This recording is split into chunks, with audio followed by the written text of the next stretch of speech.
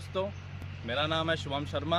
ये है मेरी मारुति सुजुकी वैगनार। आज मैं आपको बताने जा रहा हूँ इसके एंटी थेफ्ट अलार्म के बारे में। आइए देखते हैं इसका एंटी थेफ्ट अलार्म कैसे एक्टिवेट होता है और कैसे डीएक्टिवेट होता है। बहुत से लोग हैं जिनके पास मारुति सुजुकी की कार है, लेकिन उनको नहीं पता कि इसमें अलार्म कैसे एक्टिवेट किया जाता है, कैसे डीएक्टिवेट किया जाता है। पहले तो आइए हम आपको दिखा दें कि इस अलार्म से हमें फ़ायदे क्या क्या होते हैं।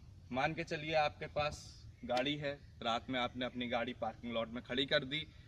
उसके बाद कोई भी थेफ्ट आता है, कोई चोर आता है, कोई बच्चा आता है, कोई इस गाड़ी को मान लीजिए चुराने के पर्पज से ही आता है, और अगर वो आपकी गाड़ी को टच करता है तो इसमें एक अलार्म बजता है। आइए दोस्तों, हम आपको अब बताते हैं कि इसको एक्टिवेट करने का तरीका क्या है। ये हमारी वैगनार की इसको हमें स्टार्टिंग बटन में डालना है, इसको एंटर करना है, एक बार इग्निशन ऑन करना है, इग्निशन ऑफ करना है, चाबी बाहर निकाल लेनी है। इसके बाद अलार्म का बटन को 1, 2, 3, 4 और 5वीं बार प्रेस करके रखना है।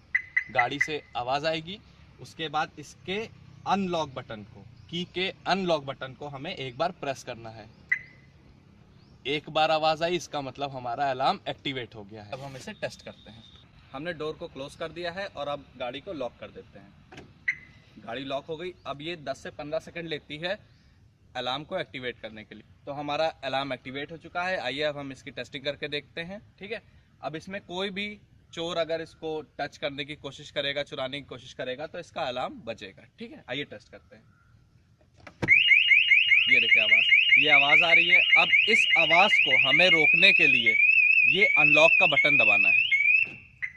आवाज़ अनलॉक हो गई, हमारा अलार्म एक्टिवेट है। ठीक है, अब फिर से अगर हमें इसे एक्टिवेट रखना है तो एक बार लॉक कर दिया हमने इसको, गाड़ी को, और फिर से 10-15 सेकंड के बाद ये एक्टिवेट हो जाएगा, अपने आप ऑटोमेटिक एक्टिवेट हो जाएगा। उसके बाद फिर से कोई छूता है तो फिर से अलार्म बजेगा।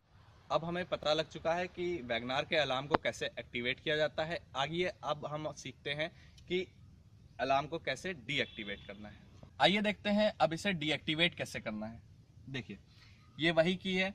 इसको इग्निशन स्विच के अंदर डालना है, इग्निशन ऑन करना है, ऑफ करना है, की को वापस निकाल लेना है। ठीक है, पूरा प्रोसेस वही है। एक बार फिर से इसको दबाना है, अलार्म स्विच को हमें 1, 2, 3, 4 और 5वीं बार में दबाए रखना है। गाड़ी से ये साउंड आने के बाद इसके लॉक बटन को फिर से दबाना है।